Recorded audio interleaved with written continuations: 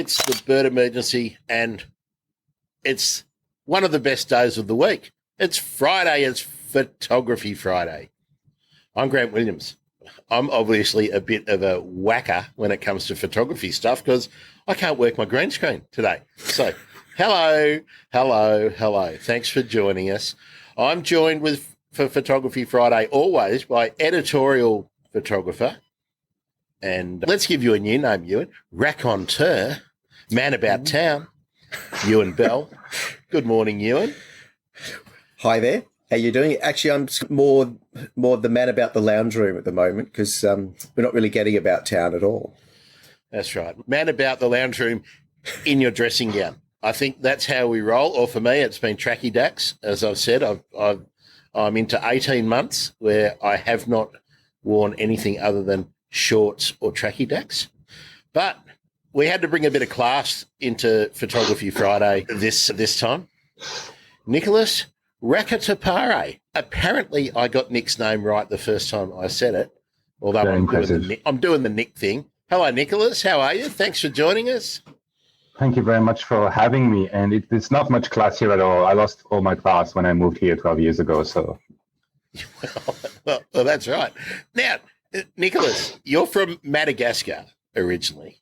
Now, does that mean you grew up speaking Malagasy or French? Well, I have a fairly mixed background. So since we have a bit of time, I'll go into a little bit of detail. So my dad is half Malagasy, half French, and my mom is from Austria. So I grew up speaking Malagasy, French, and German at home.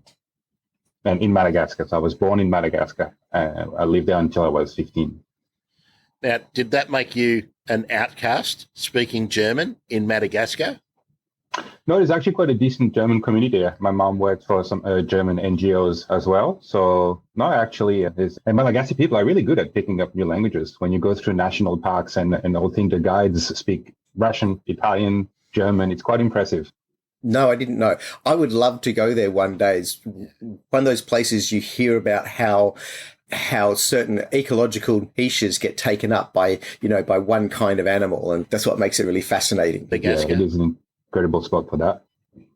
Of course. Yeah, it's the primates have taken up all these different kind of slots. Like there's a little tiny one that's the size of your thumb and things like that. Is that true? Yeah, Nicolas? the mouse lemur. Yeah, mouse lemurs. Yeah, smallest primates in the world. Yeah, I would love to see all that. I really would. There's a few species, but yes, it's a mouse lemurs. Lemurs are incredible. Yeah, the whole family is endemic to Madagascar. There's no lemurs outside unless a few islands where they've been introduced. But every single lemur lives in Madagascar, and there's changes all the time. But because I have a very outdated guide, but yeah, I think it's roughly over 105 or 108 species now of lemurs. Yes, so like the lemurs do the same thing that the marsupials do here. You know, the way the marsupials take up all these different kinds of things. You know, there are large ones and big ones and ones that eat fruit and, and that kind of stuff. And that's what's really fascinating about the island. Yeah, they're so diverse too, as you said. Yeah, they have really distinct vegetation communities, both on rainfall, soil type and elevation that are probably more clearly delineated than nearly anywhere else on Earth, I would say. I mean, the trees are spectacular, of course. Of course, we've all watched the David Attenborough Madagascar specials, haven't we? So, yeah, great. Now, Nicolas, I asked you to join you and myself because you posted one picture on Twitter which really caught my eye and I thought caught the essence of the bird, which is what we really love about bird photography, which was your shot of the black kite that you took recently. So what got you into photography initially and bird photography, if we drill down a little bit? Photography initially was my dad's. So my dad wasn't a professional photographer, but has always loved photography. And I always remember him just looking at camera magazines, because in Madagascar, there were no camera shops. So he always used to be reading a camera magazine, keeping updated, even before internet.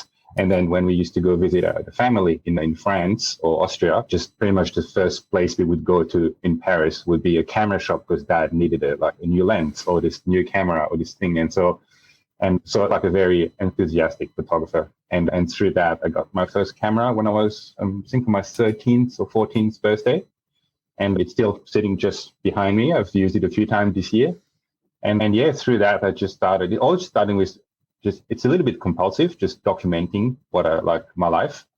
And I was just photographing, but very quickly now, even when I look at some of the old albums, there's always a bird in there. I had no specific interest, but just curious, a bird, a chameleon, like a lemur stealing a glass of water on the table, just like always little bits of nature. And then, yeah, through that, I continued doing photography on the side.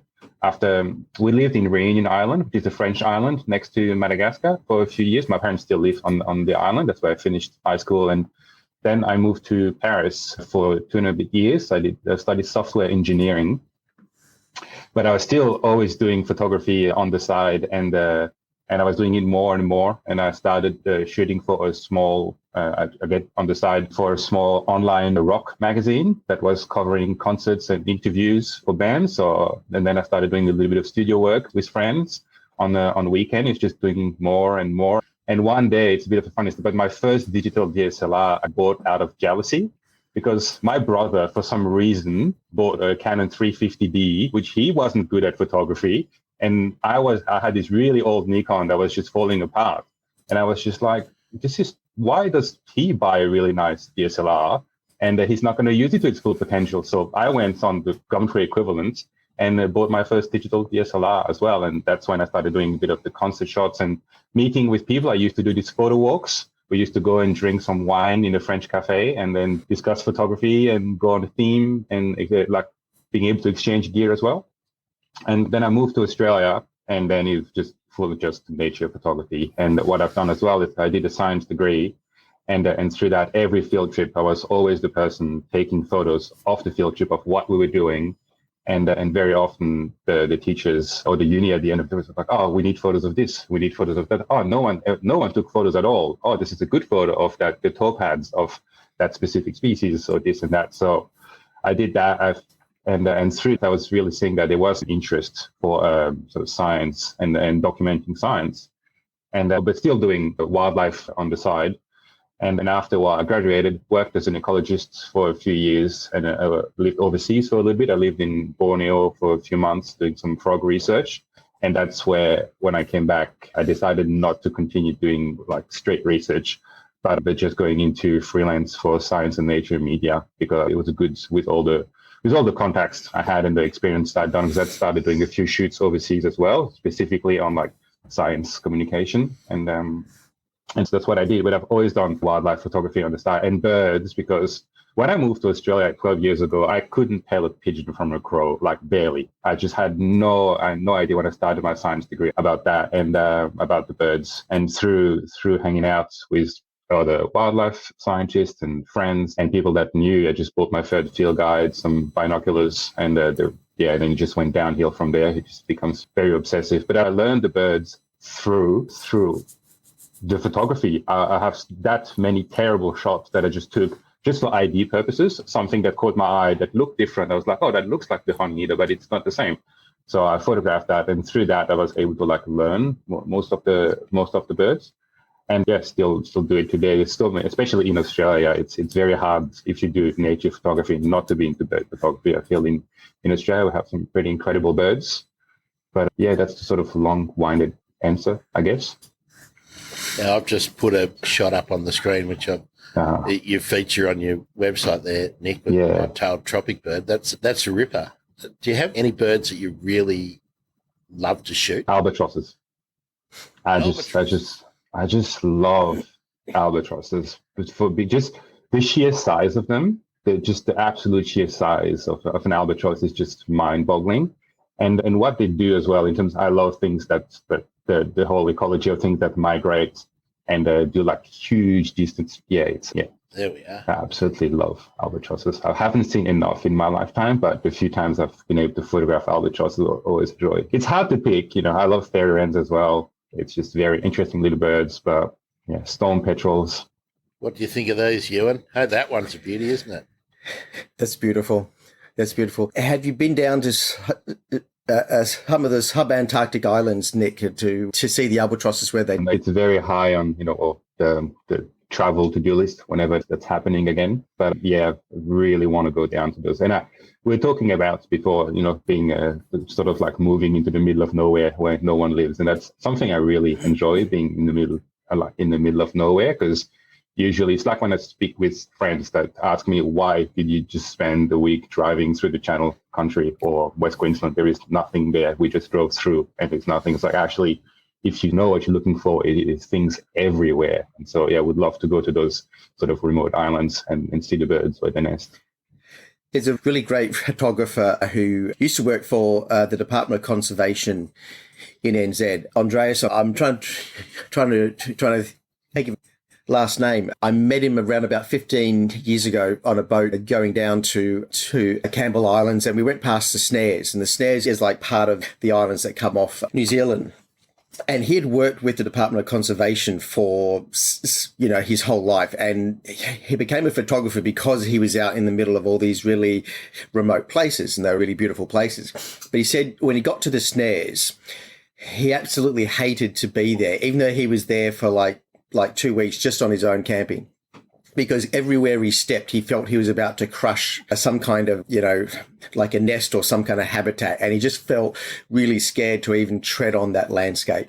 Yeah, I think, I've never I've never been to those places, but that would be, that's something, it's so different. It's so you can really feel that it's so untouched that it's probably confusing to your brain, just being like, where do I go? Like, how do I do this? How do I leave the least amount of traces possible? Yeah, that's right. So, when you go to somewhere like this Subantarctic Islands, and there are spots where the albatross, they nest on the cliffs or on the ridge lines there. There's a couple of places where you can actually get in there and just to walk up there and hike and be next to the birds. But I think that there's lots of these places where, in fact, just being there, you feel as though, you're disturbing the wildlife. Whereas if you go into the outback in Australia, you feel that you can drive for hundreds of kilometers and not actually even see a creature. It's a really different experience. Yeah, it's probably way more plentiful, I guess, like visually and in densities on those islands. And so one of the projects I saw that you did, you went to the Flinders Ranges. Mm-hmm. And that's one of those places where the ranges essentially come up from a very flat land. They're the only mountains for hundreds of miles in any direction. And so the wildlife, they concentrate there. And I still wouldn't say that it's teeming with wildlife, but that's where, if you know how to look, you can find them. Tell us about your time in the Flinders Ranges and trying to shoot things like the yellow-footed rock wallaby. Yeah, so that wasn't the work project. That was a personal project with my really good friend, Craig Greer, who is a photographer based in Adelaide. And that's because I lived in Adelaide for a few months, currently in the southeast Queensland, but for a few months, a few years ago, I was in Adelaide, and we decided to go for a trip spend a few days to photograph the yellow-footed rock wallabies and wedge-tailed eagles. And we drove to the Flinders Ranges, and that was my first trip to the area. And as you say, there are, if you know where to look, there are a lot of things. A lot of that shot of the wallaby, they're just jumping. It's just, the light is gorgeous. The sunsets last a long time. And same with the yellow-footed rock wallaby. They're really not hard to find if you just spend a little bit of time in those few gorges where they're easy to see. But we just spent 4 days, and I just wanted to do a short video about the experience and showcasing. I was doing some time lapses at night because the night skies are absolutely awesome. We saw here's the mom. If you scroll down a bit, you can see the mom and Joey yellow-footed rock wallaby. That was another great moment because my friend Craig had just wandered off to try and photograph more birds, and I was just trying to get as much as I could of the rock wallabies, and they were none for a while, and then out of nowhere, that mom and Joey popped up and they were just grooming each other, and the little one was running around, and I was just by myself watching them, and it was really nice. Yeah, it's just such a gorgeous macropod. It's amazing how hard it is to see them. I've been to one of those spots there with some groups from time to time, and we stand there and everybody's staring at the rocks. And, the wallabies are there, but we can't see them. And then suddenly one moves and suddenly you realize there's 10 of them there and that they were there the whole time, but your eyes just don't actually pick them up. Oh, it's just incredible how well they camouflage, because on the photo, on the photo you see them, they're well framed, shallow depth, they stand out. But I have this one photo I took that is quite wide, And I always used as like a game, like try and spot the wallaby, because it's actually just behind the rock with the tail just hanging out, and it's all sort of the same feature. You're like, where is it? And it's the same with I went a few months ago. I went looking for there's a few population of brush-tailed rock wallabies in southeast Queensland, and I went and it's the same. They blend really well, really well. It's part of the game as well. I love that. I love searching for things. Yeah, that's right. Because, the skill with wildlife photography is not really about cameras. The cameras is just a tool. The skill is actually being able to get close to the animals, or to get close enough to get the shot that you're looking for. And it's very hard to get close to rock wallabies.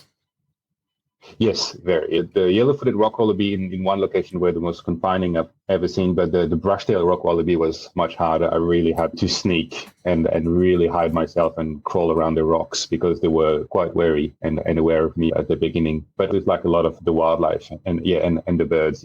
The more time you spend looking at understanding, because as you said, the photography, the technical part of the photography, it might be easy to say after having done it for so long, but to me, the technical part is the easiest. It's second nature. There is no thought when I'm shooting. There is no thought in my head like ISO, speed. It's just all I think about is framing and behavior. It's just, and that's what when I do. I've done a few workshops, and when I help friends and family and things, it's always about. I'm always like, you need to get over that technical hurdle because that applies to bird photography or any photography. Because if you don't know if you're stuck on the technical things, it's going to be very hard to get shots that you're happy with. So you really need to put the sort of like the hard work into getting those, that just make sure you understand 100% of that, just the technical things, the rules, so you can then break the rules as well to do some panning shots, do some creative blurs, or like whatever you want to do. But yeah, you really need to do that and be extremely familiar with your equipment. Now, one of the things that I see that you do really well is that you're using the light and you're shooting into the light a lot more than I think some of the more traditional wildlife guys would do. And when I look through your Flinders Ranges pics, and there's a video that you have on your site, where you've just got a quick little trip to the Flinders Ranges, and you're using the light really well. You're using it beautifully. And that you're not trying to use it for like a technical purpose. You're using it for a creative purpose. Yeah, and I love that. So you have a creative angle to your work. And I think that's what's really beautiful. And that's what really stands out to me when I see the work that's on your website. You're an artist. You're not just a guy who carries a camera. Oh, that's fair enough. Thank you very much. But it's, as I say, I'm really interested in those like backlit shots, like more like emotions rather than technically in the technical sense perfect, with like the light on the right side and everything is like bright, and it's just I like it. Same, maybe it's because I would say from like a science ecology background. I really like behavior, and behavior or like moment trumps the perfectness of the photo. For me, there's a lot of like, but most of my favorite photographers from like a scientific background, they're scientists who became like nature and wildlife photographers. And they're always when I read how they work and what they think about images, I really relate to that in the case that, for example, they would say, I would rather an image that's high ISO and grainy of a good behavior than always try and strive for something that's really always clean, technically like perfect and sharp. Because both those type of image have their space, but my preference is I would rather something that's grainier, but that sort of like captivates a little bit more. Now, because you want to, Ewan, I want to get you to expand on that point that you made. But first, a comment. I reckon you're like an adverb photographer, Nick. That the action, you've always got some action, like you just focused on with the behavior, that make your photos really interesting for a reason other than the beautiful subject or the beautiful landscape. So that's just my comment. If we're on Q&A, just a comment, please. But you mentioned the light being in front or behind. Can you explain to photography plonker like myself what that's all about? Okay, so one of the things that I think the average photographer struggles with is trying to work with light and trying to understand how cameras see light. Because our eyes see light in a really different way, and cameras They can't do all the things which our eyes do. So when we see things, we compose an image inside our brain that translates the light. So if we're in a room that's got dark bits and bright bits, our brains will even that out. And the camera doesn't do that so easily. And I think that for years, there was this idea that you always had the sunlight behind you, and that's how you get a good shot. If you think back to your childhood, Grant, you would take a picture of Uluru with the sun behind you, and the sun has to be over your left shoulder kind of thing was the way to think about light. But with digital cameras, they're so good, and you've got all that dynamic range. So you can shoot straight into the sun and still actually pull out detail that's in those darkened shadows. And it's being able to pull back that range. And once you learn how to work with the dynamic range that's on a digital camera, you can work in lots of different light that gives you a different sort of creative feel that you might have got when you just do, the plainer, flatter kind of lighting. Does that help, Grant, or have I made that ridiculously technical? No, that makes sense. But and so the orthodoxy developed with film-based cameras, and it's been able to expand as the technology has changed, and we're more able to manipulate light both with the camera, and then I'm guessing that the post photography, the laptop process of producing photography has improved. Yeah, there are two things that the camera gave us in the days of film. One was the idea that you just need to get the light behind you and it'll be okay. And the other is that you put the subject in the middle because that's where your autofocus is. So if you can get away from those two things, I think, that's a good start. The trouble is that with the more that you go for something that's going to be creative, maybe you can't see the detail that's in a certain part of the bird, or maybe you can't see, the whole quoll as it comes out of a bush, or, that people think they need the whole subject. They feel they need to see all of the details. So there you just pass the tree kangaroo. Let's go back up to the tree kangaroo. And, that's the kind of shot that people wouldn't use in the old days because they'd say, well, I can't see the whole animal. Where's the rest of it? And I would say this is much better. This gives us character. There's character that's coming out of the light, the way it's coming through the trees. There's character in the way that it's hidden in there through the branches. It tells you something about the animal because it's in context now. And it's also how you're likely to see the animal. If you're out looking for a tree kangaroo, that's the first way you're likely to see it. That's right. So, Nick, when you actually were growing up and learning about photography, were you shooting with digital or with film? Okay. The first few years with film, probably from age 14 to maybe only film from 14 to maybe 17, and then from 17 to maybe 20, it was a mix. So we started having digital cameras around the house. I forgot what the first one, a 2 megapixel camera. I still have the images. I've done, I think, a good job of keeping everything since then. So I still have those those images. Then we got a 6 megapixel Sony, then a Nikon Coolpix, which that was my dad's one, but it quickly became mine because I was using it all the time. It was always in my backpack. And then the last sort of film camera my dad has was the EOS 550. I can't remember now, but it's behind me as well. And after that, it was all digital. Yeah, he got a 400D Canon, and I got the 350D, and from then on, it's just digital. But this year, thanks to the inspiration of a local Southeast Queensland photographer, Caesar, that he's pretty much solely shoots wildlife on film. That's what he loves. That he loves the process. And now my fridge is back full of film, and I've bought a Series 1 film camera, and I have both with me all the time. And it makes it way more easy because now, after all those years of perfecting sort of the art with digital, that on your 36 images in the film, you will get at least 30 that are usable.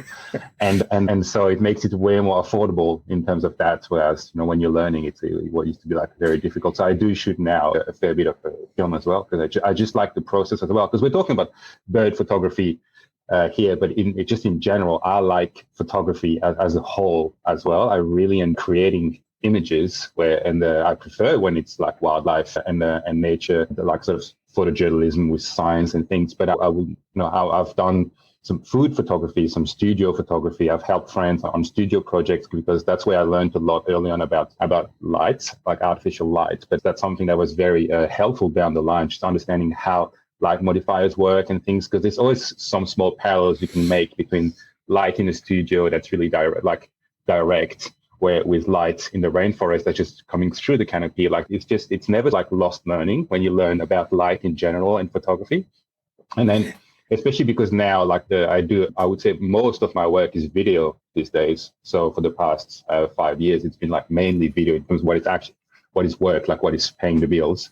And same from the thing of it's been nice to transition, but keep that sort of like aspect as well. Now, can I just interject there, Ewan? Sorry.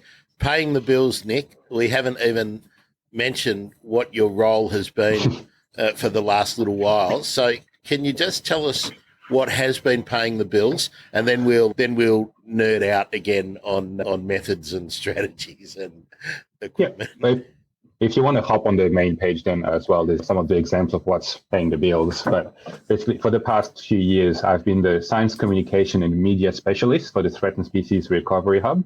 That's part of the national. If I stick on the Danny Texera stuff, because of course Danny's been a guest on the show, and that is how I discovered the show. I did put this pick up before, and I'll do it again. Danny actually gave me this one to use for her episode, and I didn't realise that you had taken it. But you've documented Danny putting out the bioacoustic recorders for the glossy black cockatoos. Yeah. Now, having spoken to Danny but not met her, I reckon this captures what I think about a Danny, really serious and committed, and then really into her subject. Cheers. But there's fun Danny who doesn't like being the star. Yes, that is also very true. Yeah, that's true. It's that's a beautiful shot of Daniela, I think.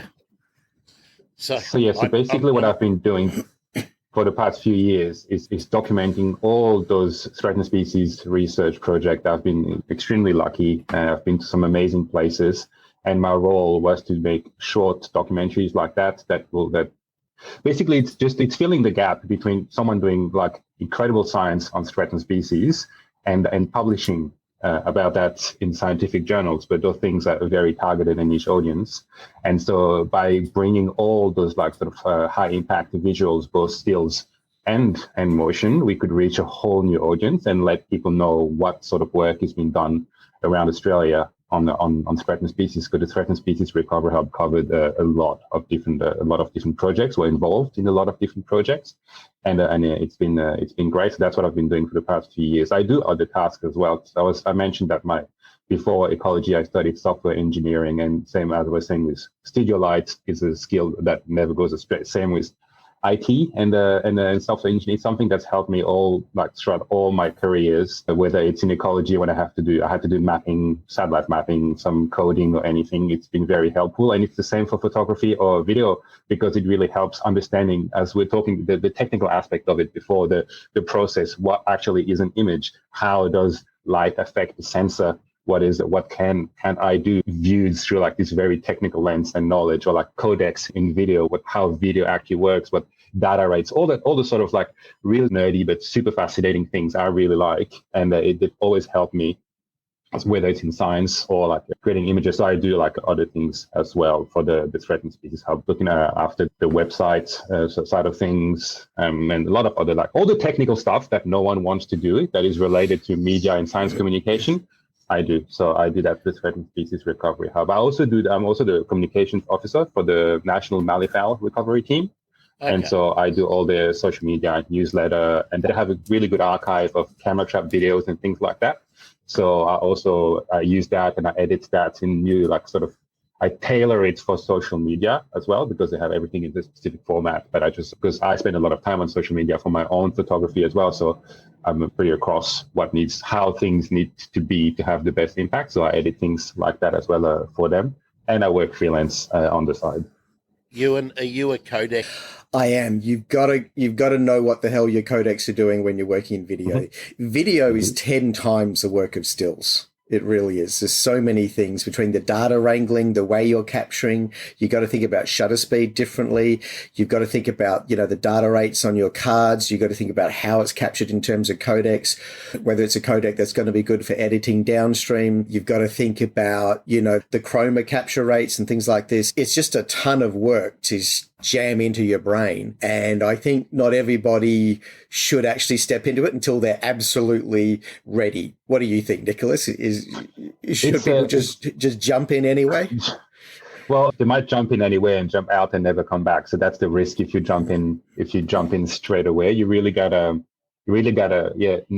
know what you're in for a little bit, because as you say, it's a very different photo and video. And there can be nowadays you have so many like great free software to edit videos, and like phones are great at filming. So people get a bit more into filming with the phones and making like small edits. But if you really want to get into the next step, there's a huge divide between the ease of a family trip video on iMovie and actually getting into something like a bit more professional, because it can get complicated quickly. There's a huge amount of resources online for free to learn, but it will take time. It is, and you need to know that it's all very technical and odd little terms.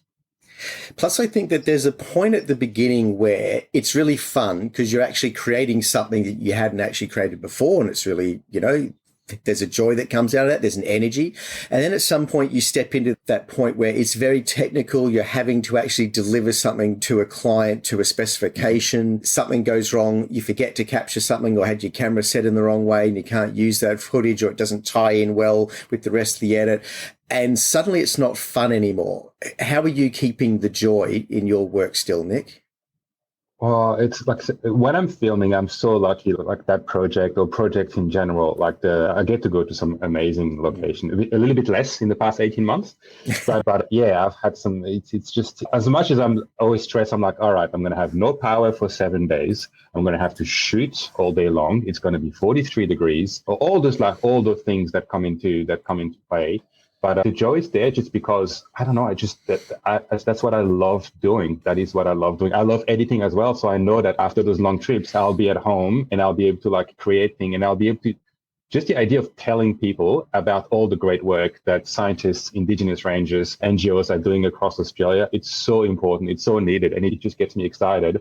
And it's a lot of freedom in a way as well, because even before the pandemic, I was working from home. I'm well set up in my home to deliver. I have the right equipment and people trust me to do things on time. So it's a lot of like freedom. So although it can get a little bit overwhelming because I am working by myself all the time.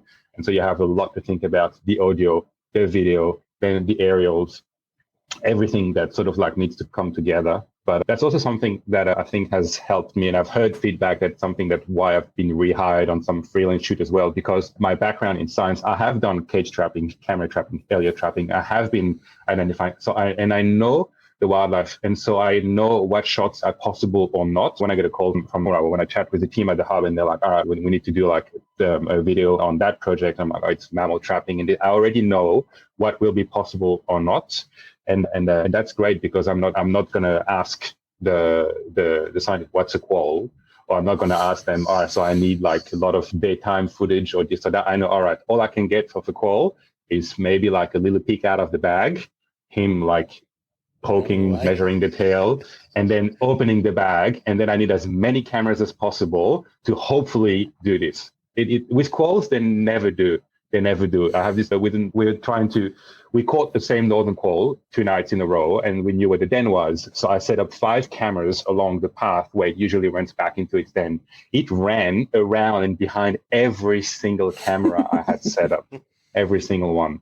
So the joy is just that it's always new, always in amazing locations. Sometimes it's just in labs as well, but it's always fascinating. I did a freelance story a few months ago at the hospital in Brisbane on artificial heart research, and it's medical research, very different than the usual science I do, but fascinating as well. Learning, I guess it's just that I'm still constantly learning, although I'm not doing research myself.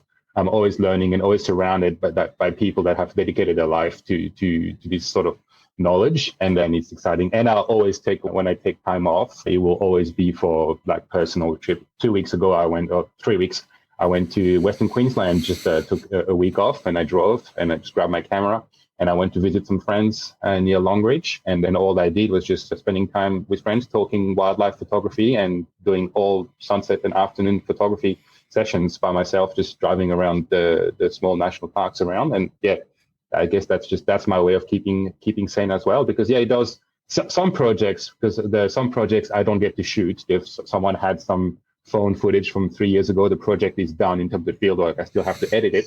And so those things are the harder ones to do because I didn't shoot it. It's not a lot of content and everything, but it's still I like the challenge of trying to make something to the best standard possible so people, again, know about the project. And do you feel that the work you're doing is reaching an audience in a way that, you know, that you haven't actually been able to reach, say, if you think about the way that science communication used to work, and now we have a much richer kind of a platform that we can work with to, you know, to reach out to people. Do you feel that what you're doing is actually connecting to an audience and helping to make people much more conscious of the good work that is being done? I would say absolutely. We have fairly large platforms with the Threatened Species Recovery Hub, between the website, the social media things that we have. Plus, I use my own platforms as well. And it's a sort of like everyone that is in that area as well is always keen to share. So it's about that sort of like broader community, even people that aren't involved in that project, that know someone that worked there. Through Twitter, it just gets pushed so far. And I've had a lot of discussions over the past few years with people that weren't directly involved with threatened species or anything, but I've heard about the Threatened Species Recovery Hub, or have heard about a quail project, or this bird project, or this just, and it's not just the Threatened Species Recovery Hub, there's now other organizations that are realizing the power of doing that. And because when I first started, and things have changed a lot in the past 5 years, but I feel a lot of organizations were still stuck in that mindset that to get something that works and that really to a decent standard, you need a whole crew, you need to get the TV involved or something like that. Whereas nowadays, you can definitely get, like, if you get the right sort of person that's ready for this sort of conditions and this sort of shoots. Like I said, I work by myself all the time, and I can do aerial shots, audio recording, and videos and photos on the same trip. And it's a lot of bit about like expectation management as well. When you're working with someone that's not familiar with that, it's like, well, I'm by myself. This is what I can do. And I feel like there's a few sort of like people doing similar things popping up around Australia, doing it for a different organization. And in the past maybe 2 years, amazing stories come out. I've learned so much from what Bush Heritage is doing, AWC, things like that through those channels. Because yes, I'm in touch with the scientists at work, so I can read the papers, but I also really like to follow their socials and see what's coming out, and they're doing a great job. And I feel like it's really reaching a huge audience. So yeah, like I said, not just the Threatened Species Hub, but everyone that's doing something along those lines, threatened species research, wildlife research, nature research. It's been great. And lately I've been extremely fortunate in the past sort of 3 years to have been able to document like that Karajari trip, a lot of two-way science projects where it was a mix of Indigenous rangers working with scientists. And it's been absolutely awesome. Last week I was on the West Island in the Northern Territory with the Lee and Thiwara Rangers and the Kirikawa Rangers. They came from the desert because they both work on cats, on feral cats, but in very different ways. So just went on an exchange, and I documented that on the island. And I feel extremely privileged to having had access and having been able to spend a week there. And just through that, and just through me being talking to my like close circle about, because my family, I don't have family in Australia, but my family like around the world has no idea like where I am most of the time, or like sort of why I'm filming this or that. But just through talking that, because I think people underestimate the sort of reach it can have to talk to your sort of close family, friends, entourage about your passion and what you do. And that actually that can ripple effect quite bigly. I've heard some people that just knew nothing a few years ago, and just osmosis by hanging out long enough around people like me or the friends, like developing a small interest, or like being noticing more, or being like more like interested in things like that. So yeah, to go back to the original question, I do think that it's really reaching like a new and a very enthusiastic audience across all the platforms. And it's really good, because it's one thing to do like great research, but it's if no one besides your peer here, it's harder to have like impact with it. So it's just this great add-on to really like push it further. Nicholas, I picked this photo to have a look at, and for the audio audience, it's a picture where you're looking at a bit of science happening with the Indigenous community. Can you tell us what this picture is, who's in it, and what it represents? And then I want to say what it tells me before we get Ewen to comment on it. Okay. Yeah, so it's an image. So it's in the Karajari Indigenous Protected Area in Western Australia. And they're currently looking, I can't see on that resolution, but I believe it's a leopard skink. And on the left, you have Bayo, one of the Karajari Rangers. In the middle, you have Jackie. She was the coordinator at the time. And on the right, Marissa taking the data. And basically what that project was about, reinstating a traditional burning regime to benefit the IPA and biodiversity at the same time. And so they were running I was there documenting one of the biodiversity sort of surveys that they were doing post-fire. And yeah, so they're looking at this skink. The guide you can see at the bottom, the field guide, was developed by them as well over the years, with all the photos that we're taking of the critters they're catching, and they're recording the data. So the idea was the scientists are bringing the protocols that in that way, when they're doing their biodiversity surveys over and over, they can input the data in a way that can actually be used in the more traditional science framework down the track as well. And so that's where the sort of a collaboration joins in. But yeah, it was nice. The light was often very nice when we were doing the traps, because early morning, late in the afternoon, I have never seen as many flies in my life as on that trip. And it's probably one of the hottest, most demanding on us and the equipment trip I've ever done. I picked this out, Nick, because it says to me where science is going in Australia. It's got the Indigenous people running, being the major part of the program in terms of information gathering. You've got a resource that was developed with them, and it's field work. It's out there in the field. There's no white coats or anything, which is still the traditional view when someone talks about science in the media. That's still what we think about, a lab, test tubes, microscopes and white coats. But this is the science that is happening all around us. And in terms of biodiversity, which is our emergency in this country, this is science. And I think you've got it all in that. Yeah, and you're exactly right. This is science that's happening more and more, and that's why I feel very lucky to have been able to document a few of those projects. So that my website's not really up to date, but at least there's a few. I'm glad that I had a few on, so you could pick that one. But yeah, because that stuff, I've been to so many projects that work in the same way, and so it should be. Indigenous people have been like custodian of the land for so long, looking after it for so long. And like that, as you say, that image, that's how it should be. And that's how it is in a lot of places, but not everyone knows or hears about it. So that's why I'm really happy to be able to bring my cameras along. And I'm always so privileged that they allow me on their country and show me around and talk to me about how they feel, what's everything. It's just all of those stories, whether it's the science, the culture, people need to see the incredible work that's been done by Indigenous rangers all across Australia. All right, I'm trying to think of the next name. Yep, sorry, we've strayed a bit from bird photography, as a sort of like pure thing. But I guess it's something that's what pay the bills, and that's also one of my favorite thing to do. So I'm very lucky that I get to do that. I think at the heart of this, the phrase that comes up for me through this conversation, I think really makes a point, is that you need to know your subject to shoot your subject. I think that's the key thing.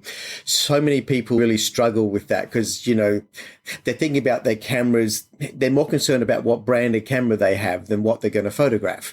And the brand of camera doesn't matter. What does matter is, do you know your subject? And the more you know about your subject, the more you have something to say about your subject, the more you'll understand what is important about this subject. If you think about the quolls, what is it that you want an audience to know about a quoll? And that becomes your challenge. How do you then actually capture it? Did you see that TV show called A Quoll Farm that was done in Tassie?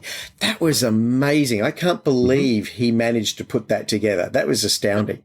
And didn't that take, I think it was 4 years, start to finish, I think. It took a while. Of getting that footage. When I watched that, and for people who have not seen it, it was basically there was a deserted farmhouse that quolls in the neighbouring area were moving into and using the outhouses and the farmhouse, which provided a fantastic location to shoot behaviour of quolls. And he documented a couple of families, I think, for 3 generations, I think, about where they went and what they did. But that wouldn't have paid for itself on its own, would it? So the dedication of going there and committing all that time to do the photography and then the post-production and having another job, I mean, that just amazes me about nature. Yeah, it's the kind of thing I think we need to fund really well, because you get so much back for such a small spend. You know, you think about what gets spent to shoot a TV commercial, and I know a little bit about this. There are plenty of commercials that are on TV now that cost something like $500,000, and you think about how much you could get back for $500,000 if you give it to Nicolas. You know, you'd get a lot of amazing stuff you'd get back, and the whole world could enjoy it. But instead, we end up with a 30-second commercial. And there's something wrong about that. There's something broken in the system, that we're not funding people like Nick to go out and to bring the world back to us, because that's what we want to see. We want to see the world, and we can't all we can't all be there with the guides. We can't be there to see the quoll actually come out of the bag. And we don't want everyone out there. You know, we don't want hundreds of thousands of people saying, well, I'm going to go and purchase a camera and let's go trample, the Western Highlands trying to find this, this rare bird. We just want some really good quality work that's coming back so that the rest of us can see what's out there. And I think that would be a really positive change to properly fund this. And as you say, I think it has nowadays you could do, that's what I was talking about before, the sort of change of frame of mind of people thinking that you needed like a huge complete TV crew to just do something, showcase what your organization is doing. And that whole like frame of mind is changing, which is great, because you can do a lot with not like an outrageous budget. You can do things, and with whatever budget you have, you can do something. And it's great to be able to see that, because that for me sits, you have your blue chip documentaries, which are incredible, like just big productions spanning like years of shooting and things. But I think like those like lower end other smaller productions and things to let people know what is happening. Yeah, it's a massive return on investment for sure, because people need to know what's happening or need to know about specific things to care about them.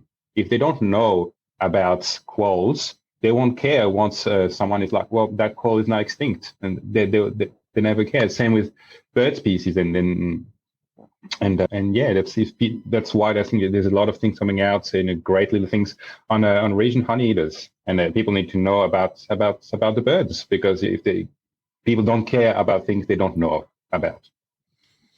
Yeah. And to go back to what you said before, just made on the parallel bird photography, because you're saying you need to know the subject and to really create images that is telling a story, compelling. I mean, that works to me, at least in my experience and opinion, works on every line of like media. Because before a project that I'm going to shoot, I sit down and read a lot about the project. Anything I can get my hand on, I will just read what other like documents has been done on that project before, or what's the literature available on the Karajari work, on the IPA, or like on their website, on the Aboriginal, all the things. And it's the exact same with birds and wildlife in general. If you want to get better photos of birds, because when we say you need to know your subject better, to start with, you don't have to spend 3 weeks every morning looking at that bird and trying to find it and trying to understand what it's doing. But just by reading about it, getting a field guide, getting the books about bird ecology in general, just trying to get those concepts in your brain, and then learning more, because there's so much information out there And the more like information and familiar you can get with your subject, whether it's birds, wallabies, a research project, the better, I think the better images you will create in the end, or you set up yourself for the best possible images. What do you think is the future for the threatened species recovery hub at this stage? Well, there's a few months left, and then it's so from what I understand, the threatened species will now be part of the new hub, but not as a threatened species entity. It will just be part of other projects. But I think it's left an incredible legacy, that's for sure. Because I've only been working with them in various roles for a few years. It's been going for longer than that, with a different name before as well. It's still under the National Environment Science banner. But the legacy that it's just incredible. And I think through all those years, it's created a lot of like new collaborations and projects that will live on for a long time and motivated people to keep on going. I would have really wished that it continued for another few years, because I think it was doing really well, but it is what it is. And that's why, I'll be going back to more freelance work, but I keep on doing the same. Do you think you'll try to find a new project that has that sort of the long-term focus, rather than just to dive into projects here and there, but to have something that you can be part of for, years to come? I do like this idea, because I do like the way I have things like setups, having this one sort of long-term things, but still doing a few other freelance or things that I cherry pick on the side as well. I think it works really well for me. But there are a few projects around Australia where that sort of things could be applied. It's just a matter of, I guess, talking to the people and seeing who has budget and the need for that sort of stuff. But I do like that, because you can, when you have the sort of like long-term things, you can really make, I think, even more of an impact. Yeah. I didn't need any more depressing after the IPCC report about the future of the recovery hub. Can I get us back to something a bit technical? You're talking, Nick, about aerial shots. I think a lot of people would be interested to know about working with drone photography. Tell us what sort of an entry-level drone is like, and how should people be thinking about using it? Because I don't think humanity needs any more shots of someone standing in the middle of it looking up at their drone. So how are drones really useful in project photography? Okay, so it's been an incredible tool, absolutely incredible tool, both for filmmaking, photography, and science. Just a quick side note, I don't know if you've seen the latest ABC Catalyst episode, The Wildlife Revolution. Anyway, I would highly recommend it. It's on iView. It came out last week, and it's with the legendary Ann Jones chatting about things, but they're showing a great example of how a drone is used for wildlife monitoring using thermal cameras. And that's one of the use that's been done a lot. For me, for this project, how I think they are used, and it's a real, well, first, it's a cheap way of getting an aerial shot. But if you don't need to go like very high, it's way cheaper and easier than a helicopter. But it's been really good for me in a pure filmmaking sense, an establishing shot, getting people a sense of a location where, like, what is this environment? Where are those people working, or where is that animal living? That really, it's a great tool to showcase that. But it's also a good tool to showcase specifics about the project. So I've done a lot of shots where we had, for example, like unburnt versus burnt country, and I was able to fly and pan the camera down, and one of the Karijari shots is like that, and I put some notes on the video, and I'm flying by. You can see the difference in vegetation communities across the road, unburnt versus burnt, because it's part of the project. So it helps you give people even more of an idea of like what they meant by, fire does affect this. It really helps with that, just that sort of things. And they're really nice shots in terms of like the connecting people as well. It's just, although you said we've seen a lot of shots of people like in the park, but they are like really well. The one thing that is a little bit problematic, but it's always like that when a new technology that allows you to like film where you aren't comes out, is people need to be really mindful around wildlife with drones, because there's been a few issues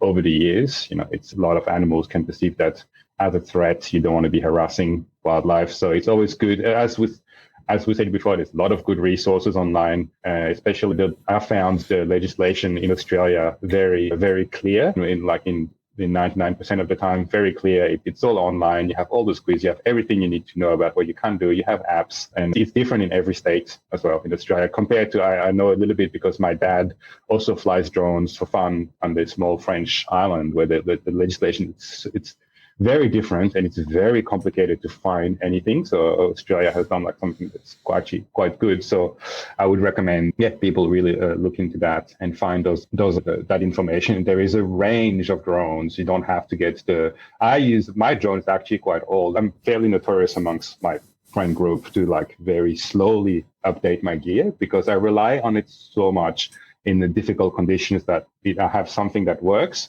And I don't want to always buy the newest shiny thing because just in case it's just not doing exactly what I need. I only upgrade when it's actually bringing me a benefit and it works the way it needs to in all conditions, whether it's hot, cold or not. It just got to work.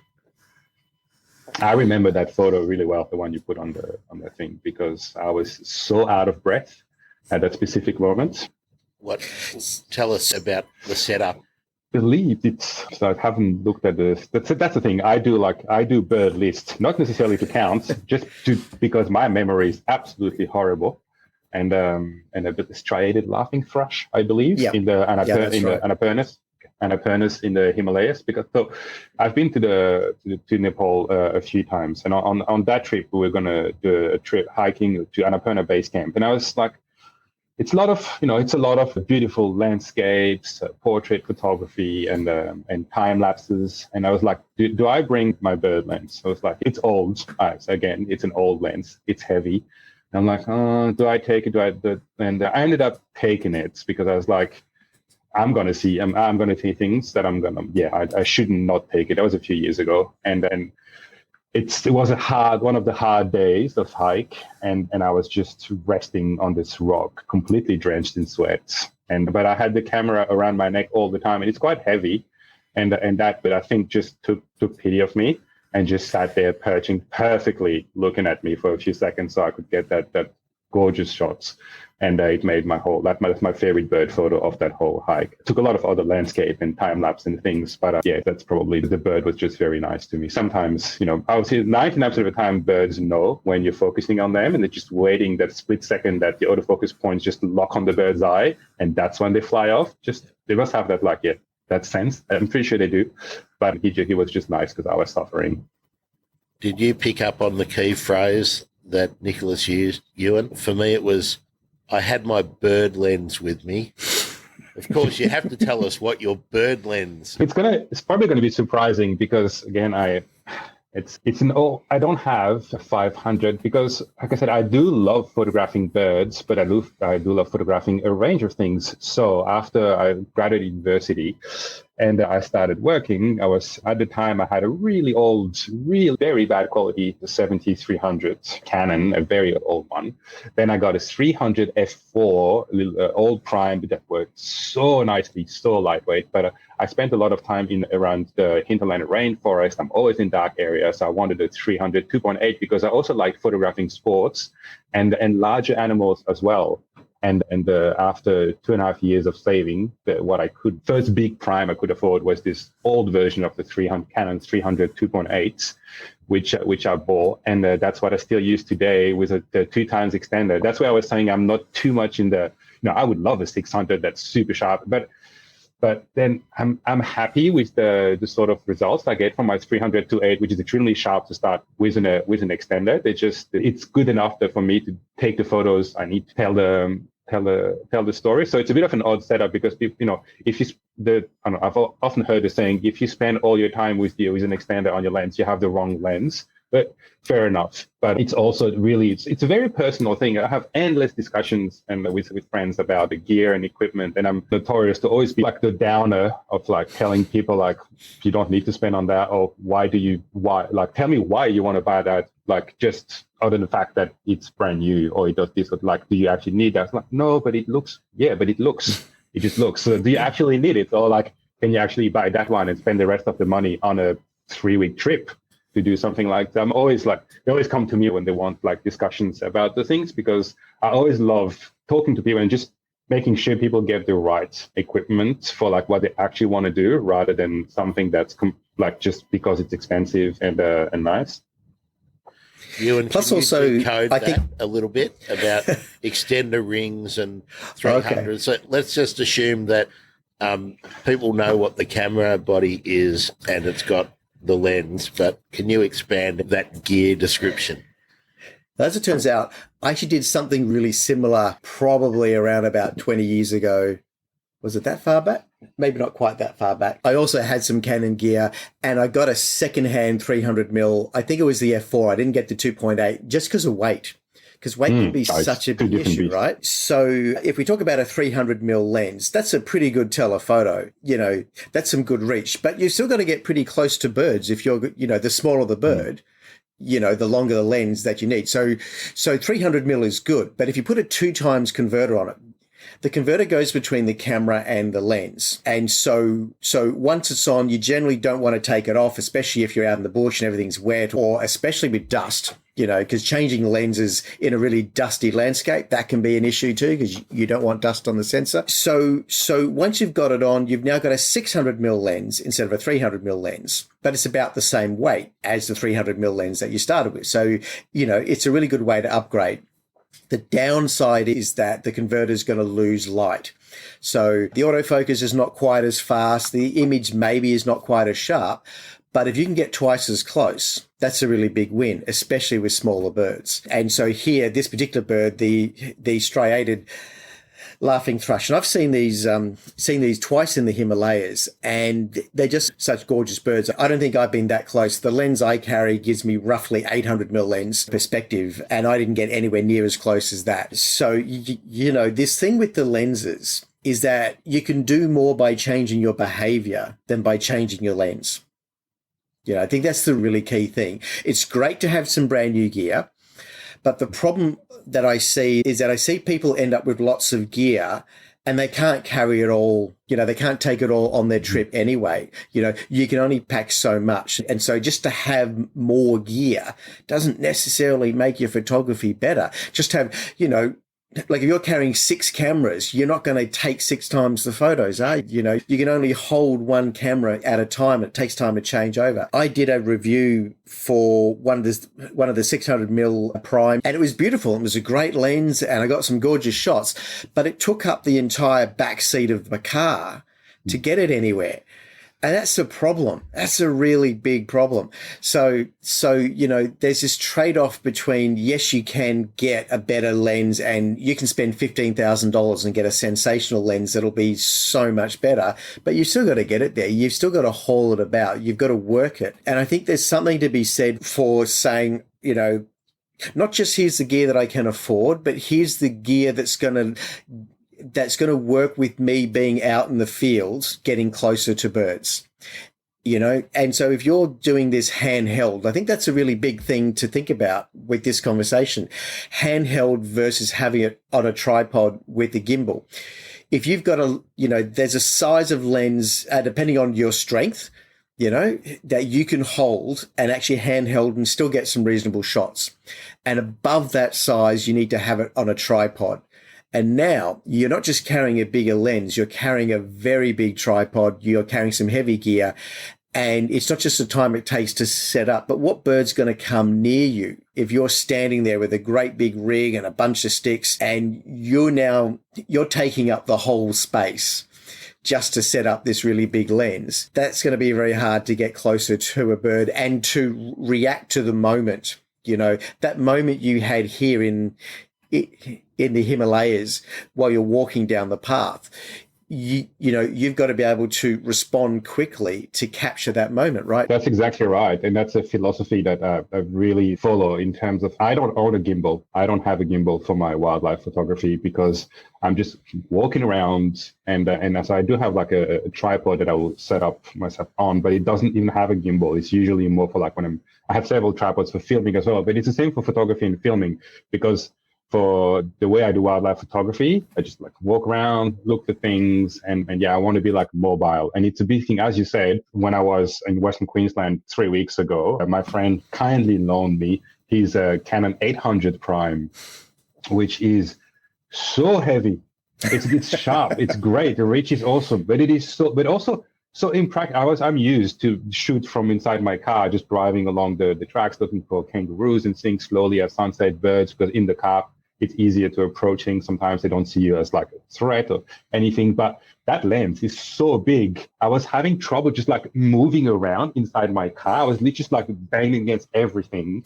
And then usually you just poke it out of the window with my 300 and extender, or sometimes I've borrowed 500s. They're quite good and compact. That works. But that 800 was just it hard learning curve to the end. And then bird in flight, like the first 4 days, it was impossible. It is literally impossible because the lens with the 1D on it's so heavy that you get the shakes very quickly. And so rather than being able to wait and track and hold your arms down against your body to be stable, you really have to like, all right, now I'm going to go, and it's too heavy. And I'm sad to report that I took maybe 50 or 60 photos of a gray falcon in flight, and none of them is nicely framed or nicely in focus because I could not track at 800 millimeter. Handheld, I had so much trouble tracking the bird in flight. It demanded so much. You get used. Like my friend has that when he's more used to it, the field of view and everything. So it's yeah. Well, I think it's not just that it's a heavy lens, but it's easier to track a bird at 400 mil than 800 mil because you just got a wider window to keep it wider, more space. Yeah, it's really difficult to track anything at 800 mil. It's a very long lens. It's a very long lens, and and I do the same for like when I'm filming, because often the thing is that I see like my work in terms of like documenting the research projects around Australia, more like sort of like science photojournalism or video journalism, because I'm along with the people documenting their work. It's not like we're all like in a team making like a program where we have a producer and everything. It's just me documenting. I have to be quick. I have to like follow them. We're going up that Mesa in the Pilbara. I have to be as quick as everyone. I have my big bag with my camera in the back and everything. And so same, I have never used a gimbal on any of my shoots because I do like the sort of documentary look as well. Like if you know how to like handheld a camera, it's even if it's moving a bit, and especially with like IBIS now and stuff. But basically, yeah, like I always go for that thing of like, I would rather be unencumbered and deal with a little bit of shake and not having to always like put the camera on the gimbal, follow the person, like, because that works, that has its place, but it like in when you have more time, when you have like, I guess, bigger production, but when you by yourself like that, and so that's what I do with the photography, and that's what I do with the filmmaking. I just set up myself so I can just follow. We have to like push through the bush and just bash through and get those shots, and like when tracking that feral cat, and yeah, you just gotta do it, and there's no way I can do that if I had how I'm shooting now is pretty much I'm like maximum like gear capacity. I have my work, like my sort of setup done, and that's about it. Can I ask you both to just tell us what your basic gear is for going on a trip like you just explained, Nick, with where you're following along a team of researchers, maybe banding or something like that. What do you throw in your backpack? What is the essential take? The essential take would be, so my main camera is the Canon 1DX Mark II. I've had that. It's my workhorse. It's just been incredible. It's just been through everything. It looks very sad because it's been through everything, but that's why I love that the Canon 1D series. They're very robust. They're built for that sort of work, and very reliable as well. So that's always my key thing. It has to be reliable. So if it doesn't have all the latest bells and whistles, it doesn't matter. It needs to be perfect at that specific job I need it to do. So I have the Canon 1DX Mark II. I will have usually I don't take a long lens on those shoots because I don't need one usually. And if I know I have a long lens, I might be tempted to start looking at the birds around. So I just don't have it. I have a wide angle, a 1635 f4. I have 2470 f4 as well, both because the way with filming, how filming works, you can afford way lower shutter speeds than you can with photos. So the f4 is actually quite practical. Like it still works very well for me, even in lower light environments. And until now with the mirrorless lineup, it's a bit different, but Canon did not have 1635 or 2470 2.8 that are stabilized, because for the video, I need the lens to be stabilized. And yeah, that was a very interesting shoot. I can tell you a bit more afterwards if you want about that. But so 1635, 2470, both Canons, and the 1DX Mark II. And I have a shotgun microphone, a pair of like wireless microphone as well, a small LED panel if I need to. The good thing as well with that 2470 f4, it has macro modes, which enables me quickly, without having to change the lens to a macro, to be a super close up of whatever they're looking at. Again, like antechinus ears, done out teeth, something like I can do that with one lens, and which again, it's all like being quick and without having to change all the things all the time is really like paramount for me. And I have my video tripod with me as well for sometimes when I do have to set up like interviews or things like that. But that would be it. Those two lenses, that camera, and the drone with an old DJI Mavic. But the first edition, I bought that one in 2017. 2017. Yeah, I've had it since. It's just works for what I need to do, and all in my bag that you see on the. I have two of those bags. I have a really big one and a small f-stop gear bags, smaller, like a 50 liter for like smaller trip, and a 70 liter when I need like a bit more. But that's the basic: two lenses, one camera, two types of audio recording equipment, and the drone. That's like bare bones for the trip. And how much does that weigh? That's what I'm wondering. As long as no one from either Qantas, Virgin, or Jetstar is listening, it's usually around, because I add the laptop and a few things about that. I can 15 for the backpack, 15 kilo usually for like that's the regular thing, and which is pretty fine on Qantas these days. They allow you 14, so it's good. And when people usually see like what you're carrying, they're like, yeah, you definitely can't check that in or anything, because I will have a second, because that's what I take with me, but I have a bit more in my check-in luggage as well when I go on a trip that it's not car-based. But you never want to have all your equipment in the check-in, because if something gets lost, you can't shoot. So that's why I say that's the bare bones, because even if I get to the destination and my luggage doesn't make it, I'll be wearing the same pants and t-shirt for a week, but at least I can shoot the story. Doesn't matter. Yeah, that's you can still work. That's probably the hot tip out of the whole episode is that you never put everything you rely on in one place. Yeah, no. Because bag snatchers do exist. Luggage does get lost. Luggage does get stolen. About half my gear was stolen out of my luggage in Madagascar on my last trip. Yep, that's unfortunately a common thing. Ewen, what's your go-to setup for wildlife bird photography? Well, it depends on the trip and what I'm doing as well. So I've got two different ways to go. I've got the full frame and I've got the micro 4/3. So it depends on what the client needs. So like I was doing some Tassie Devils and Quolls down in Tassie for National Geographic, and I knew I was basically going to be with keepers and inside contained populations, not out in the wild. And so I could shoot it all with a 50mm lens. Actually, you don't need a telephoto lens if you're in the same cage as an animal. And so the full frame stuff is the stuff that I like, because I like that shallow depth of field. And, when you've got a 1.4 50mm lens, you get very shallow depth of field, and that makes the background nice and creamy and all that sort of stuff. And that's really nice. For things in like the Himalayas, like I did a trip to Bhutan where I took Ray Martin to Bhutan, and we were trying to launch this brand new camera, and he had like the full frame and I had the micro 4/3, and I was there to shoot birds and he was there to shoot people. And that was the concept we had. And so with the micro 4/3, I can carry a telephoto, a wide, and a 50mm perspective, plus a drone inside a single camera bag.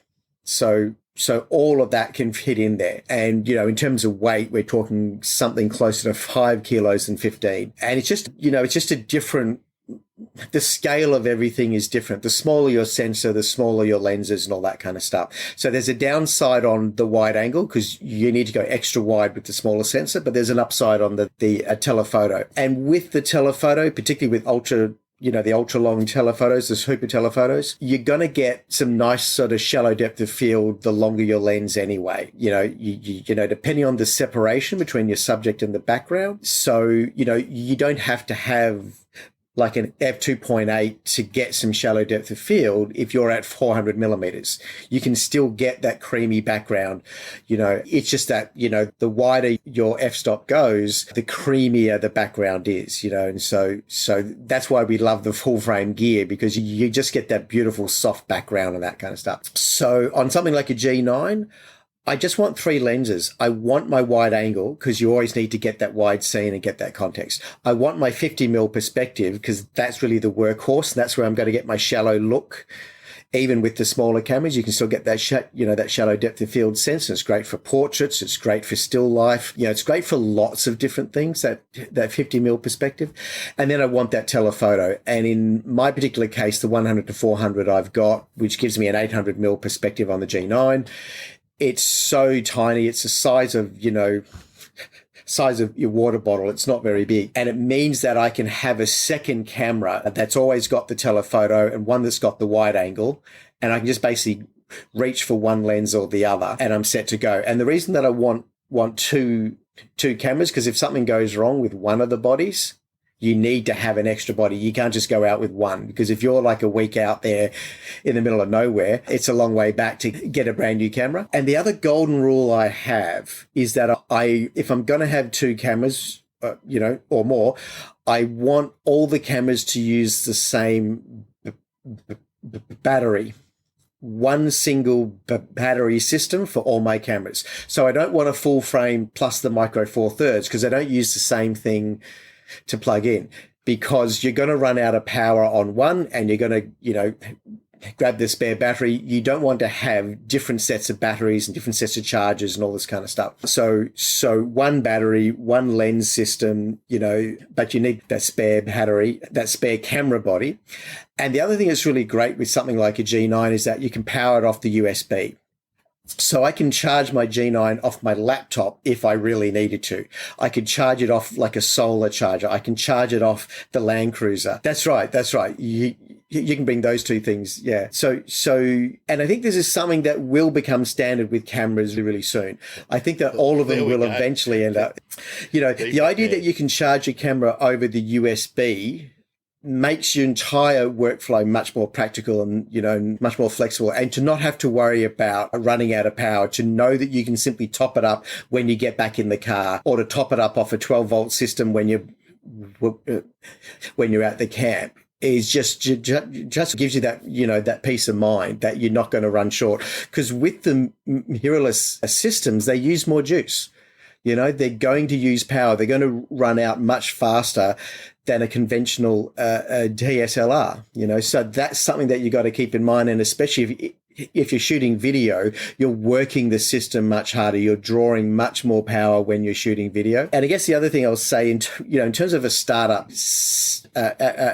kit, right now, for something like $2,000, you can get a G9 with a really good telephoto lens. That just gets you started, and that gets you into the game. And that's not a bad starting point, and the problem with camera gear is that there's this thing that you can't afford to buy the gear that you might want to use. It's hard to try it out. You don't know what you need until you actually get to try it out. So Nick, when you tried out the 800mm, I bet you're glad that you didn't buy one now, because it's not the right fit. And it's an expensive thing to learn, to buy the lens and then find out it's actually not the lens you need. You needed something different.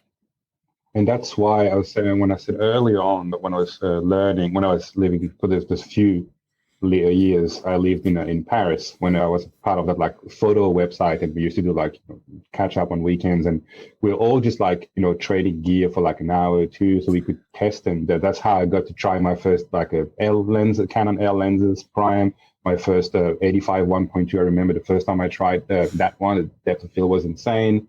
But in Australia, there is more and more places where you can rent gear, and that's something I always tell people as well. If you can, if you want to, you really want, like, you think you really want that lens, rent it for the day, take it out on something that you would usually shoot with, or a bit longer. It's a bit, some of the very big lenses are expensive to rent, but on something a bit more like regular 24-70 or something, there's plenty of options in the main cities only. But there are like a few places, and I would always recommend that if you can always like rent or borrow from a friend before you buy it, because it goes a very long way. And I was going to say that my second camera that I check in is a micro.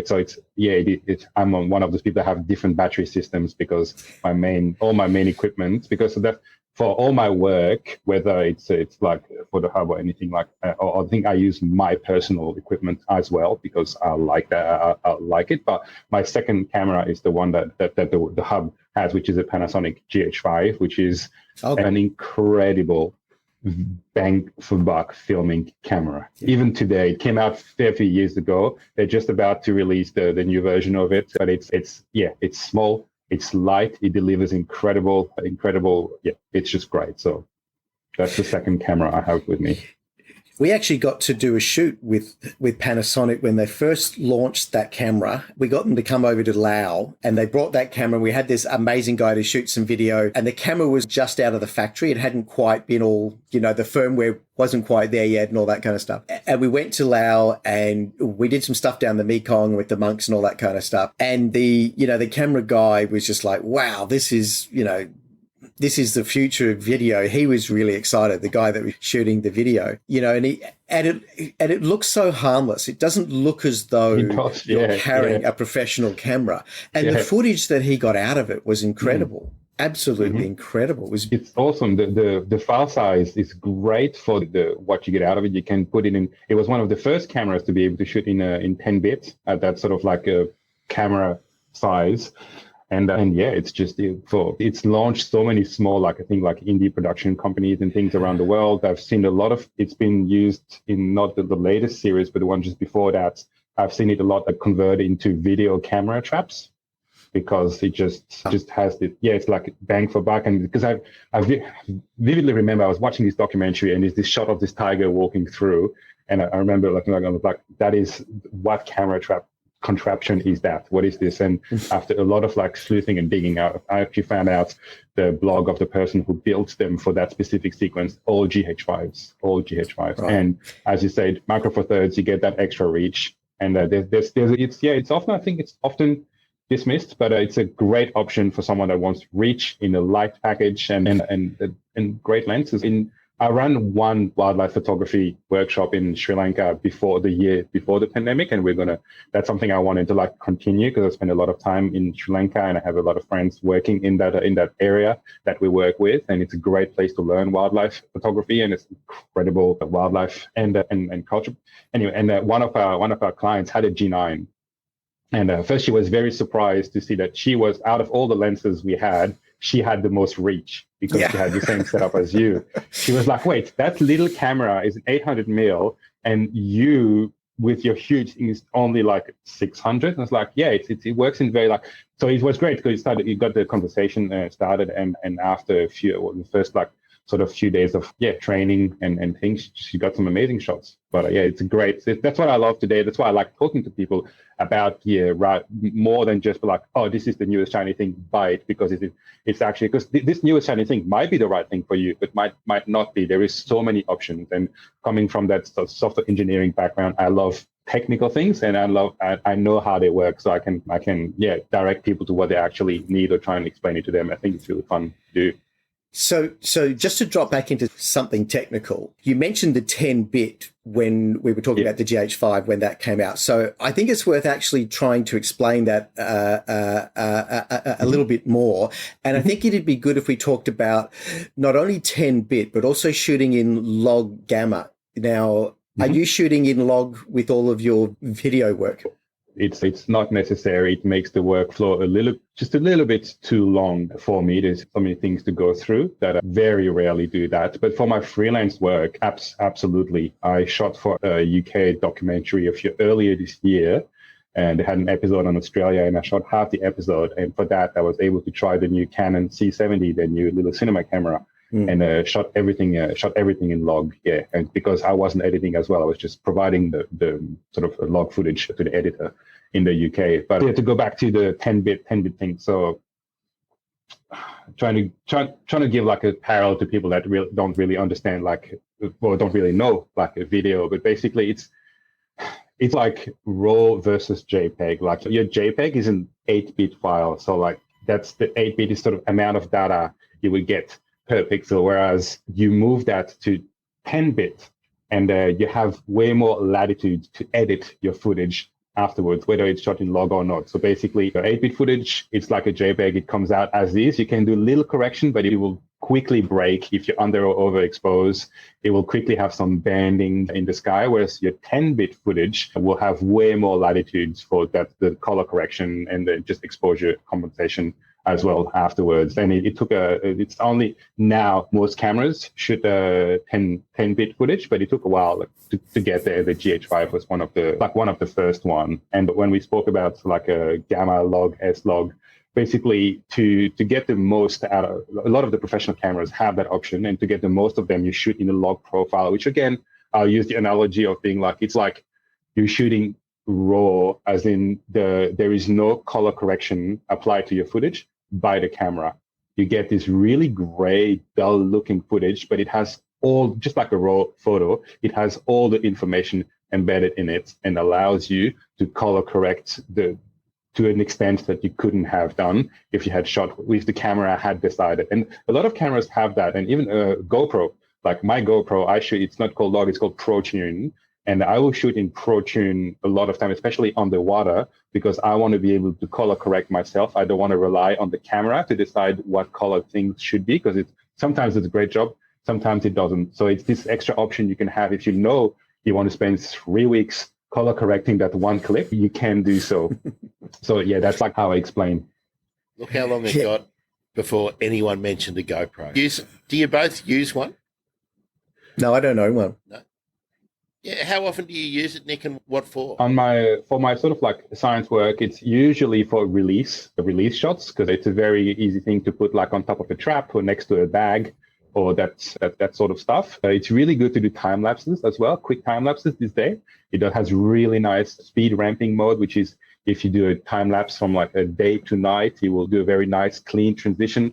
They do that really well. And the latest versions have really high resolution footage as well, like up to 5K on the latest GoPro. So they're not, as with everything that has a tiny sensor, not great in low light, but where they shine is in the stabilization system. They have an incredible inbuilt software-driven stabilization that looks at all the gyros and stuff, and you can just walk through and it looks like you're on a gimbal. So there can be some nice shots. You put it in front of a car. And for all my underwater thing, because I don't do any underwater professional work, because that's a whole other level of things. But yeah, for all my underwater, and again, you can actually get some really nice, provided you're filming things that are quite big. They're not great at macro, but you can get some really nice footage.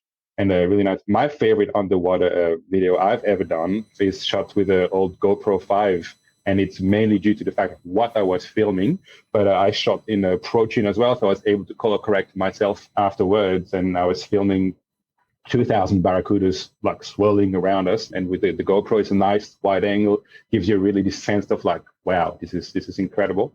And yeah, so I use them for personal underwater when I go diving, and mostly releasing animal shots when they jump out of the bag. They have really good slow motion as well. Now, the cameras have to caught up a little bit in that area with like sort of frame rate. You can do really good slow motions with most DSLRs and mirrorless cameras today. But a few years ago, like to go to a 240 image per second was something you couldn't really do unless you had a GoPro or a phone. Well, we can just go on and on forever. But I've only got a couple more things I want to ask you, Nick, and Ewan chime in. Ethics for taking a photography of birds and wild animals, Nick. To feed or not to feed? It's to feed in very specific conditions. For example, like by feeding, I mean like a plate of water in your garden. I still consider that feeding, but I feel like in Australia, that is something that is not detrimental. But besides that, to bring things, it's always, I have a lot of discussions with a lot of photographers about this, and same with call playback as well. I think you might have, you were going to ask about that.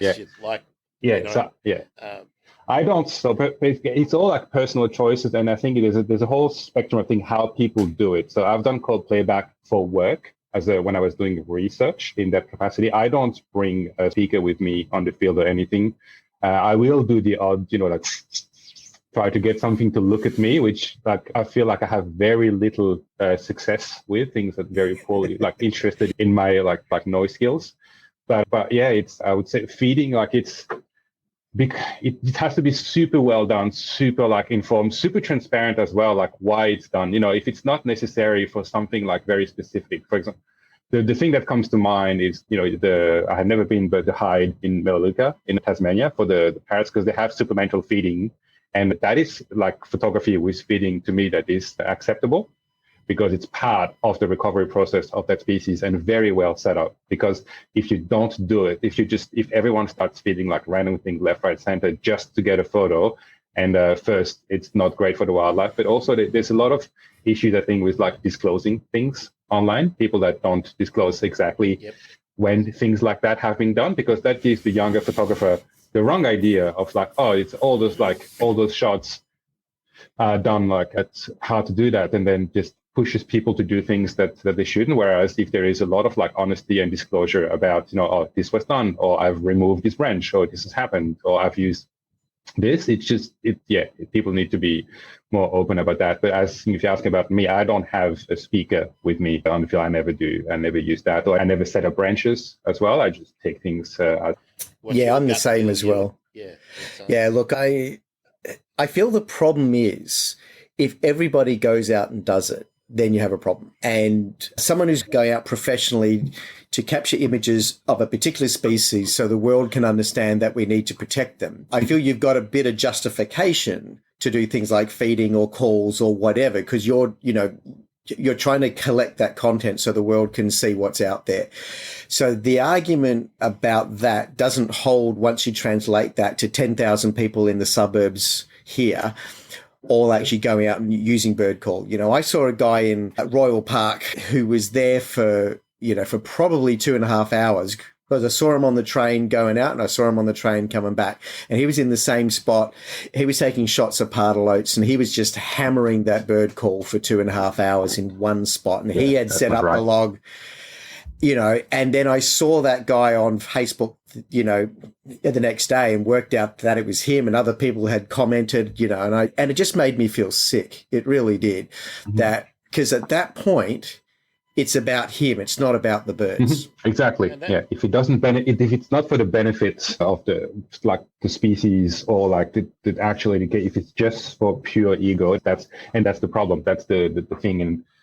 And there are no clear guidelines. There is some, if people are interested about feeding birds in the garden in Australia, because there's always that question, because every country ecosystem is different, and there's a lot of things happening in Europe that people are like, oh, why can't I do that here? The supplemental feeding in winter and things like that. But I believe there's really the only sort of not really pamphlet, but breakdown of guidelines, what you should and should be doing if you really want to feed, what you should be doing. Not necessarily in the sense of just for photography, but for having attracting birds to your yard. I believe Professor Darryl Jones did it was also featured a lot in Australian Geographic, talking about the sort of urban wildlife interaction, how to do it if you really want to do it, what's the best way to do it. But that's broader rather than just photography. But I think it's something people are interested in reading more about that, be more informed. That's something that's a name they should Google, because it's really associated with that. It's actually something I have tried to ask people at BirdLife. I've tried to raise this question because I want to know what their opinion is. I want to know what their standards are, and they don't want to answer. They don't want to step into that conversation. And I find that a little bit disappointing that I can't get an answer from people like Sean Dooley. There's two issues. There's that one about what you do in your own backyard, but then the question I asked you, Nick, was really more about what do you do when you dealing with a wild subject. Like, do you take, a container of bloodworms with you? And, that kind of thing, that for me is a problem. But I should remember, because it was someone I talked to recently, but I can't remember who it is. I can't remember if it's in an episode I've released or if it's one coming up. But that supplemental feeding in Europe in winter has actually meant some rare birds that migrate no longer migrate where they used to migrate. So that raises that issue about if the feeding is withdrawn, what happens to subsequent generations of those birds? Now, I can't remember who I was speaking with, but I've got it on, I've recorded it somewhere and it'll be out sometime when I remember it. If I find it and it's not out, I'll point people to it or tell them where it's coming. Because I think that's, to go back what you're saying, it's that the reason why they might not want to answer. It's such a complex issue where without hard evidence data, it's hard to be definitive or give someone a really in-depth educated answer. And it's a very, I don't know. It can be an emotional topic as well. If you just imagine that you're that pardalote, and constantly looking for who is here, who is calling. That's cruel and unusual punishment. If you flip that for an Australian thing, that's putting someone in a cell and playing, people shouting at you for the entire day. I mean that. Yes, so, it's you're at home. Someone knocks on your door. You go, but there's no one there. Constantly, and they run around the back and knock on the door, and then they run around your side window and knock on the door, and you're running around the whole day going, "Who's there? Who's there?" I mean, that's it. Don't do that, people. Please don't do that. Yeah, and that's just it's bonkers. One of the flip sides here too is that if you look through your social media, and there'll be certain accounts that post lots and lots of birds. Some of them are really nice people, and they simply go for a walk every day, and they're showing you the birds that are in their neighborhood, and they're really lovely. And every now and then you'll find one where they just look really perfect, and every shot, one after the next, it's the same shot because they're just, they're just using the branch. They've got tons of separation. You can't even tell what the background is. It's just this completely blurred out background, totally soft, and a bird on a perch of some sort. And it's the same shot every single frame from one shot to the next on their feed. It's really the same shot, just with a different bird. And it's not interesting. They're great shots on their own, but you put them all together and it's oh, okay, I see what you're doing now. This doesn't look good at all. So I would argue that there's also a creative reason just to step back from all of that. And that's why I love the idea of birds that are in, where you're peeking through the leaves and you see them back in there and you just see part of the bird, just like the kangaroo tree, a picture that we talked about before. It's in their context, but also you can tell that it's actually where they live. It's not a stage. And that also goes back to that original image you're talking about, the Grant, the black kites photo that I posted. I'm not sure which one, because I posted two, but the one, my favorite one of that morning where there was so many black kites, so it was north of Mount Isa, is the one where the bird is tiny in the frame and you have the trees and the rocky outcrops. And I really like wide framing of wildlife. And it's great. In the past few weeks, I've seen a lot of sort of younger photographers as well, really just going hard on those wider frames. Just the bird is smaller. It doesn't always have to be because it's nice. Everything has its place, but I prefer when the animal is in its environment, because people can ask questions about it. And it's sad that often we all just see a photo on a small screen, but it just, when you see the bird in its environment, what it's doing, where it lives, if you have that plus some close-ups, you have a great setup to tell a story, or to just, you have the close-up so you can see the details of the beak and the feathers, but also that wide angle where you see the bird flying above the me side. You're oh, that's a cool rock, or oh, that's some cool eucalypts. Just, there's so many things you can do when you have that range of shots, and I think people should really think about that as well, rather than always try and focus on being the super close, super close up of everything. Trying to bring back, zoom out a little bit and bring back a bit of that surrounding, and see how they like that and where that's taking their photography, just looking at things a little differently on top of getting some nice close-ups. What I liked about that shot with the black kite of yours, Nick, when I reached out to you, was that when you see black kites, they're always doing that tumble turn, and you had it, you caught it just as it's about to do that tumble turn that they do. And, of course, when you see them, that's what you notice them all the time. The agility in the air, which is, completely different to the way, falcons and whatnot behave, and that eagles just don't have because of their bulk. So, yeah. Yeah, that twist tail on the side, where I always think of the swimmers doing the turning at the end of a lap when I see them. And they can do that and dive really quick, yeah. Yeah, that's right. So, Nick, really the last thing for you that I've got is what bird haven't you shot that you really want to shoot with your camera, not John Always style? So your bucket list bird, and is there somewhere that you haven't been able to get to yet that you dying to go? Well, I will answer the second one first because it's something that I've always really, and we spoke about it, and I always really wanted all the sub-Antarctic islands and just all those places because it's just the landscape and it's full of albatrosses and pelagic birds, and they're just incredible birds. And I would love to go to some of those, like cold, windy islands in the south. And as far as like a single species, it's so hard because I don't know, it might sound a bit corny, but I do get like pretty much. I was very excited to see photograph a gray falcon 3 weeks ago. But also every time I walk down my local park, I chat with the fairy wren. I get excited and like, oh hi, like I don't know. It's just people think I'm crazy, but it's just all those things. One bird that I really like to see, I guess I have right here, is the palm cockatoo. Oh yes. I think they have a fascinating, mainly for their looks and their biology. It's just the drumming parrot. I really like to see one. And of course, you know the answer to this question. What's the best bird? Sorry, the best bird. Yep. What's the best bird? I don't know the answer to that question. Well, actually, there's two answers: every bird and any bird. Okay. That's a great I thought you were going to say the bird that you have on you or something like that. Well, right in front of you. That's like what's the best vaccine? Yeah, the vaccine you can get.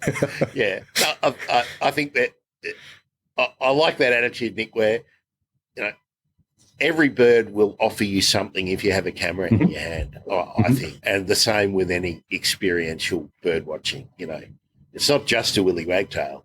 It's a pretty complicated dude who is attracted to his own image and doesn't like anyone cutting his lungs.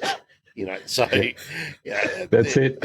They're amazing. They're amazing. Nicolas, your website, what is it? Where can people find it? It's lerako.net, lerako.net, and it's the same on Instagram, just lerako, lerako. And yeah, there's a range of things. Through that, you can go on to YouTube as well. There's a range of videos. I do post more and more. So it's just short videos about birds. Just like I pick a bit of footage I have of one species and I make like a little edit of them. I had masked lapwings visit the yards last year with little chicks. And so I sat under the porch and just filmed them for a while, just put it out for whoever wants to see it. But yeah, I just like to do those few things. And if you're interested, the next two upcomings are the cassowary. I have a bit of cassowary footage and square-tailed kites. Love the kites. Wonderful.